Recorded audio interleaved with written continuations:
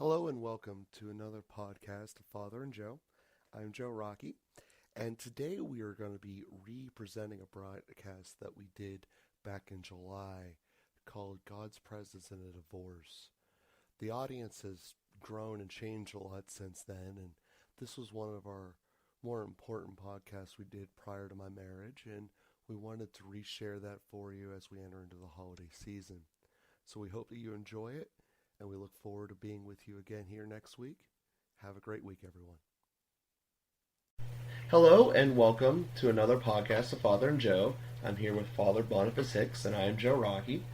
And one of the topics I wanted to talk about today, Father, was the family unit and the importance of it. And that's directly referenced in Humanae Vitae. So having read that over the weekend is going to be kind of driving this a little bit, as well as the fact that I'm about to be entering into marriage, and there's also a situation that's close to us that a marriage is dissolving. And so we kind of got the before and kind of seeing where it's at with these two parallels here, and kind of using this podcast as a vehicle to discuss that, see what we can do as individuals here on the direct brass tacks kind of level, and to go from there. So pretty much throughout every church teaching I've ever seen is that the family unit is the unit to build society upon, which, having grown up in a family with two parents, seems to be pretty reasonable expectation and goal to achieve. And at the same time, going through this marriage preparation, we're given all the statistics that, at least in America, roughly half of marriages fail. So I'm sure there's a lot of reasons for that. I know that when I came out of college about 10 years ago, that there was a stat that said that of people being interviewed, that 80% of people being interviewed that were going through divorce, 80% of them said one of the primary reasons was economically based. They either couldn't agree upon money, they didn't have enough of it, frivolous spending, whatever. But some answer therein, which at that point in time led me down this path that I ultimately chose to me having my own business. So I wanted to dive into more so not the causes of it, of a marriage failing, but the effects. Because as I mentioned before, there's a situation that's close to us here where there's a separation and there's two daughters, probably 13 and 11, ballpark estimation, and it's just not being in that couple, what can we possibly do to make things better for everyone involved and try to make it a good situation. So with that being said, that's kind of the outline going into this cast. And if you need more details to be able to fill in some of the pictures, we certainly can give them.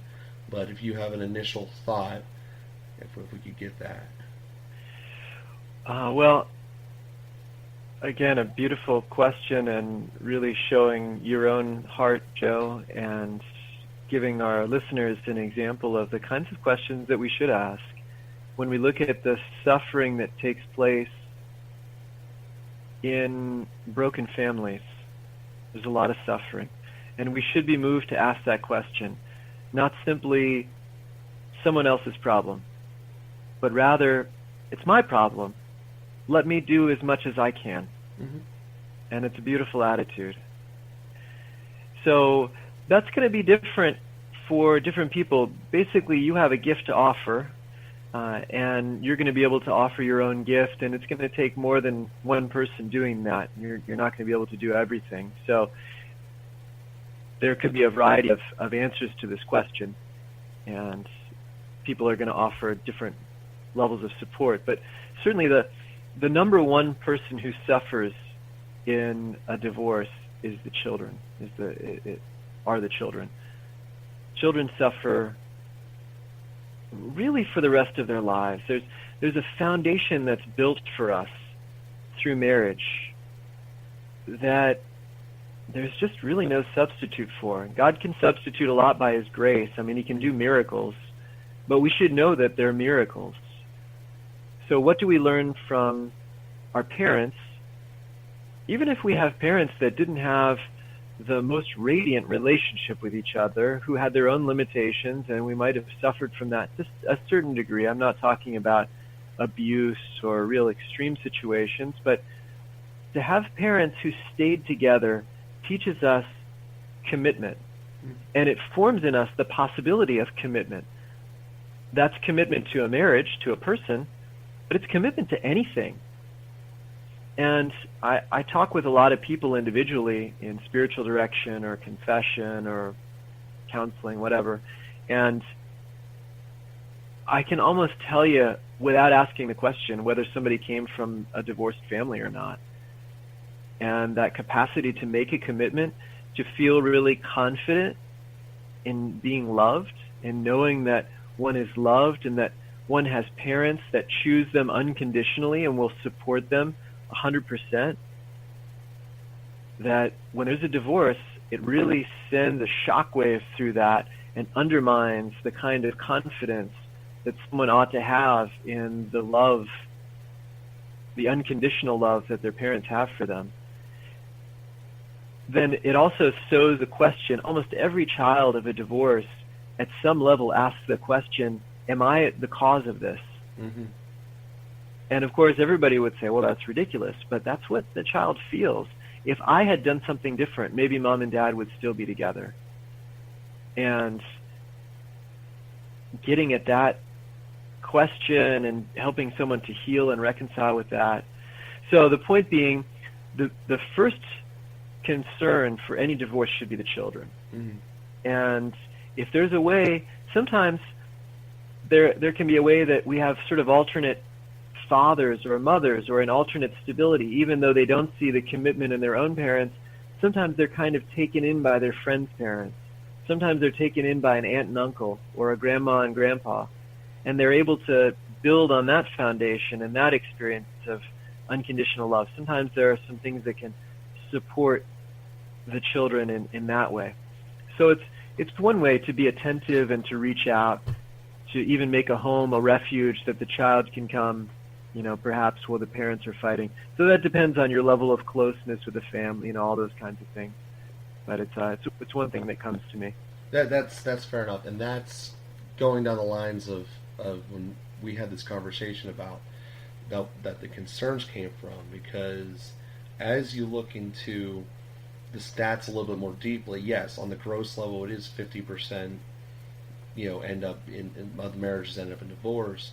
But if you dive into it a little bit more deeply, the people who came from both bride and groom, coming from parents that both of them stayed together, is a much higher percentage than if either the bride or the groom and the other came from a divorce. And if both of them came from divorces, it's like astronomically high that it's not going to work. And if you can kind of just see that line go across in your mind as far as the stats, and that's part of what we're trying to be able to make sure that the system doesn't repeat itself and get worse later in life. And there's a lot of elements that get to 11 years old to marriage that trying to work through, with the primary one being what you just mentioned there, the confidence level and the self-esteem. So that's kind of where looking at us, seeing that yes, they are girls, so that has a whole different realm that I've never lived. So it's a new thing right there. And just looking at it kind of realistically is that it's separated. So therefore there's a loss that inevitably you're going to want to fill. And what the fear is that essentially that gap gets filled by essentially promiscuousness, if that's a word, if you're trying to understand what I'm saying there, that they end up going to a base level that ends up not being anything but more problems, but not realized at the time. It's basically you're hungry, so you ate a candy bar instead of actually eating a real meal. and then you just wake up later in life and you're not happy because you're hungry again, and the long-term effects of only eating junk is going to ruin you. And what we're trying to do is figure out how to avoid the ruining of their soul, just as the same way as only eating junk would ruin your body. Yeah, you said it very well. Trying to break the cycle and provide a support for the children so that you don't end up repeating the same situation with more divorce and more divorce.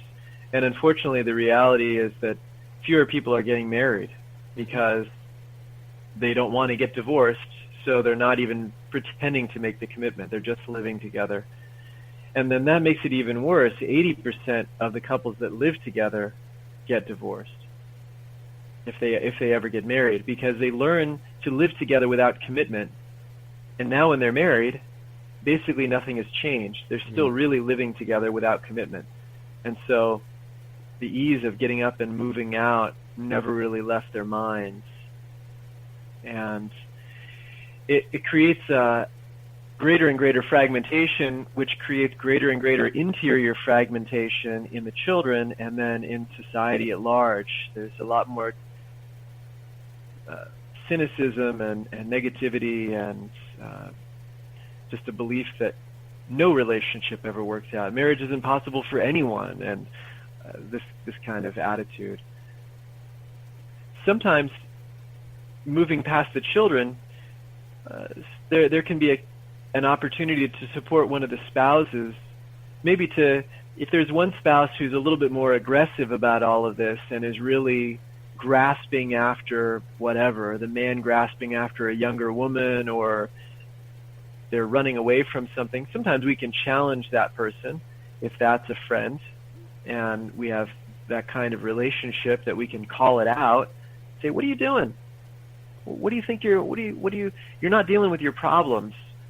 You're having a midlife crisis and you don't know what the meaning of your life is, and you're dealing with it by throwing away your marriage and grasping after this other thing. Like, you got to deal with your life. You got to deal with the fears that are there. You've got to deal with the questions that are rising up about whether your life is meaningful, whether it's going anywhere, what it's all about. If we're on the other side of it, maybe a spouse who's a little bit more the victim in the relationship, there can be a lot of brokenness there, that to be rejected like that, to be thrown out like that, to suddenly have the course of life changed so radically. And that person could really use some support, being able to welcome that person in.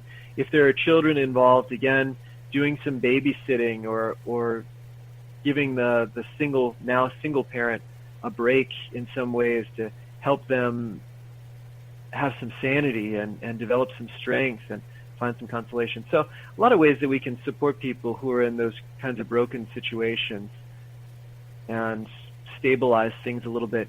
And basically insert some love. I love the quote of St. John of the Cross. He says, where there is no love, you put love, and then you will find love. Mm.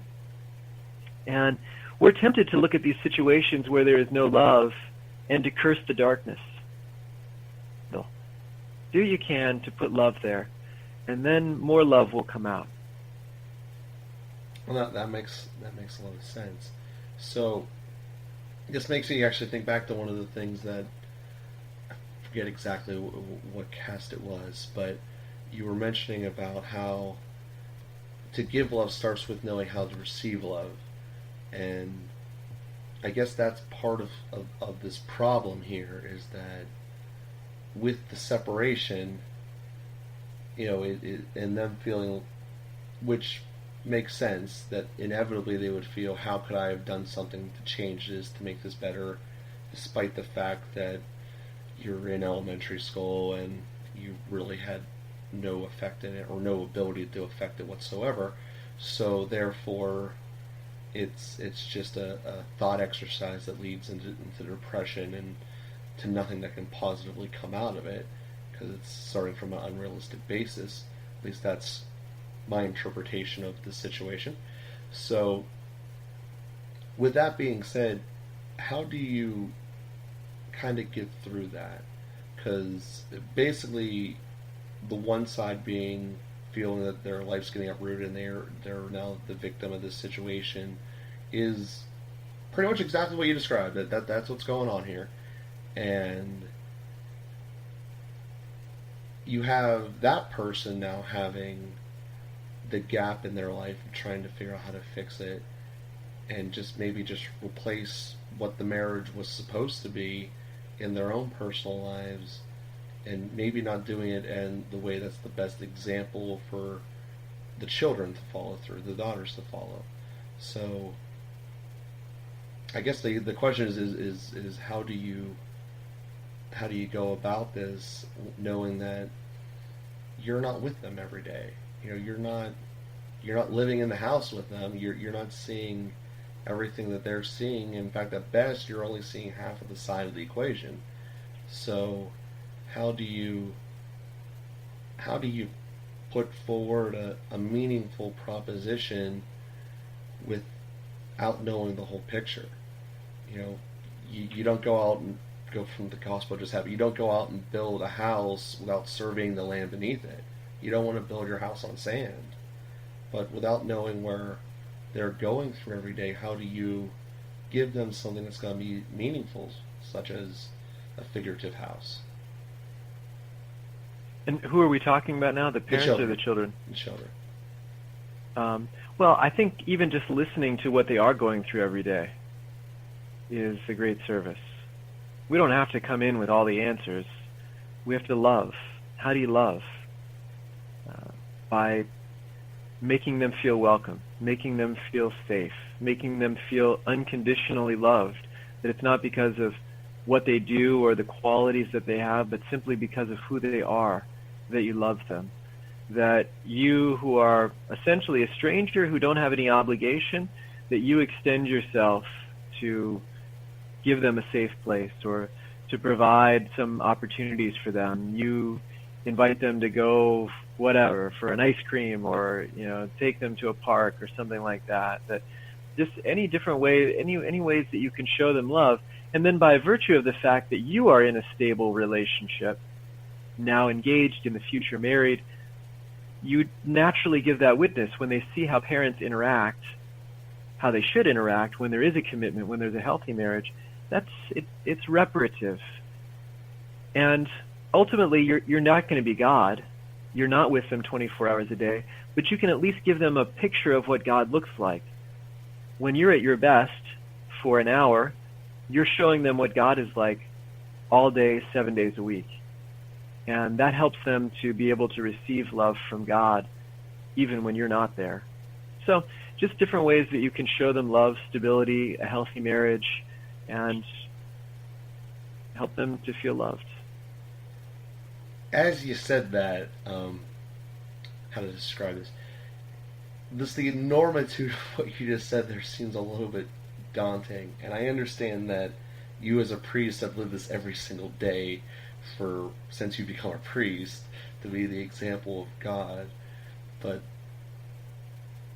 that just seems really as an enormous feat that essentially has to be done. The only thing I can really describe this to is at the top of a cliff looking over a really high fall. It's just the feeling that just kind of went into the chest there. No. You're good, Joe. Just be yourself. And again, the kindness, the generosity, the sensitivity, just the joyfulness, the capacity to live life, your ethical code, all of that is a reflection of God. God is love. So he's to witness to God, to point people to God. We just need to live that way of love as best as we can. And, God makes up for all of our shortcomings, but every little bit of love is a positive benefit, is a positive gift for an individual, especially who's been deprived and has suffered as those children have. Yeah, so I guess we get into the second half of that question of, I'm a guy, and I had all those urges and feelings that we've all had coming up through teenagers and feeling the awkwardness that is of that whole process of growing up and developing, and how seeing the need to have a stable place to lie back on, and just looking at my peers coming up and how the ones who didn't have the stable fallbacks are the ones that ultimately fell into trouble, in one format or another, whether it be drugs or whatever, or drinking, or just sex, just all stuff that at the time feels like it's helping because it feels like there's some bond that's being created and filling that lapse, but ultimately down the road just erodes at you. It doesn't really progress anything. It just kind of withers from in. So, and I don't really think that that's anything that's specific to our culture or not. That kind of feels like that's a people thing. And looking around, how do we prevent that? Because that's kind of the biggest fear in all of this, is that the children ultimately go down into that route where they end up getting pregnant in high school, or they end up being addicted to something, and just all of these problems, which just one action of separation in 2017 ends up destroying countless lives in 2037, and how to keep that schism from growing and becoming worse. So that's our fear. I mean, that's the fear in trying to figure out what to do here. And now that I just got all these butterflies from you telling me that I have to be like God, is making me wonder how to concretely do this well. And I understand that there's a certain element that there's not just a simple blueprint. Push this button, put this screw here, tighten the screw, and then it's done. Your structure is built. I get that that's not going to be one of these things, and I get that this is also something that's not just a me problem either. This is something that I'd imagine that every single person who listens to this either experienced this or has seen it in their lives. So just as a society, what do we do? No, it's awesome. You're asking all the right questions. That's another area where, as Christians, we need to be countercultural, and one of the elements of being countercultural is in the call to solidarity. And Pope Francis, again, uses that word and speaks about that so often, but we're really called to be one family and to care for each other. And all of us fall short in different ways. A divorce is a particularly significant example of that. All of us fall short. None of us can be everything. None of us can be God. But together, we get a little closer. Between your strengths and my strengths and Teresa's strengths and your mom's strengths and together we can do something that's going to support those who are vulnerable and those who need some extra love and some extra help. And so just asking the question is so huge. The fact that you're asking the question, Joe, is huge. And then the Lord will find ways to use your gifts, the way that you can reflect God's love, to help this person and to help other people. Maybe it's I know for myself, I had a soccer coach who was a phenomenal person, and there were guys on my soccer team who came from different difficult situations, fathers that left, divorced families, and my soccer coach was really good at showing a father's love to some of those guys in particular, just seeing how they're doing and checking in on them and making them feel good about themselves and building them up on the soccer field. That's his gift, to be a coach. His gift is not to be a counselor, but he used that gift of coaching in order to build them up in their manhood, in their self-esteem, and their sense of their confidence. So we'll offer the gift that we can, and maybe one of the ways that you'll be able to offer a gift, I'm thinking of some men's groups, and there's a retreat called Into the Wild that guys who have never had a father who showed them how to do stuff, how to nail it, put together uh, paint a wall, Mm-hmm. or put up drywall, or fix a hole, or fix a car, or change the oil, or whatever. Taking these guys out into the wilderness, and the first thing they do is build a little shrine to Our Lady and an altar to have mass on. Mm-hmm. And then they build a shelter for themselves that they can sleep in overnight. And guys that have never used a saw before or really used a hammer before get some lessons from guys that are not their father, who are other guys like yourself who can do that easily and form them in that. Are those skills essential for going to heaven? Well, no, of course not. But is there something in that mentoring process, in the being taught something by man? Does that make a difference? Yeah, absolutely. So that's really, if we just ask the question, if we're aiming toward having a solidarity where we really embrace others as part of my family, even though they're not related to me, that's my brother. When we start to cultivate that attitude, then a lot of beautiful things can take place. Hmm. Well, that makes sense. Yeah, I guess getting the practical how to do it on the ground is just basically going to be observing and watching, isn't it? And just doing what you feel the inner calling to do. On that note, when you're talking about just inner feelings that come upon you strongly, one of the things we talked about before was discernment. How do we go about knowing if this is actually a good thing to tell them? Because there's certain thoughts that have come to me which blatantly say what you're being told from your parents is wrong. And there's a certain level that says it's already fractured enough, don't make it worse by making them wrong, despite the fact they are. And how do you handle that type situation? Because I can hear them say something or do something and just say like, that ain't right, man, and then just go from there. And but at the same time knowing that it's already broken enough between the children and the parents, by the parents getting broken, do you want to erode whatever is left on that rope?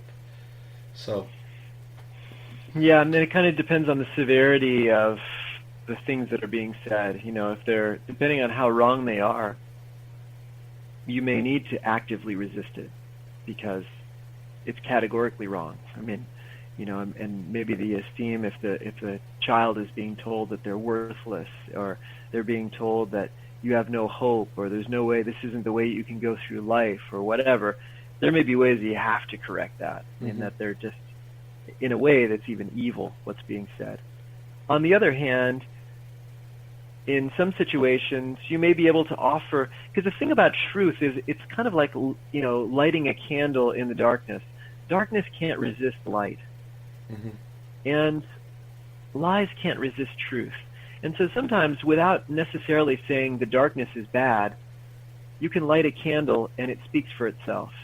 And so there are sometimes ways to promote truth, to say, not even pay attention to, well, what your dad said is wrong. You can just say, well, this is the way that I see things.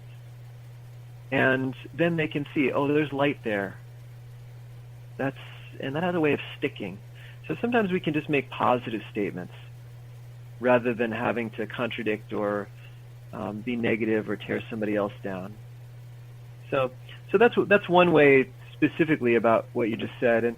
But then in general, we're going to make mistakes, and we need to not be afraid of that. We do our best. Sometimes we see after the fact, yeah, I could have said that better, could have done that better. Okay, that's fine. But, we're going to learn from that. But if your heart's in the right place, if you're trying to do your best, if you're paying attention, the Lord is going to also help you.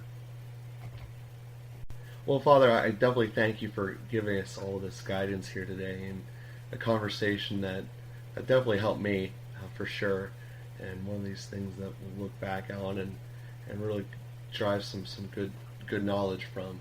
And hopefully everyone out there gained something from this as well. We do thank you all for listening. We thank you guys for giving us strong ratings and and for telling your friends about it. And we ask you to continue to do so.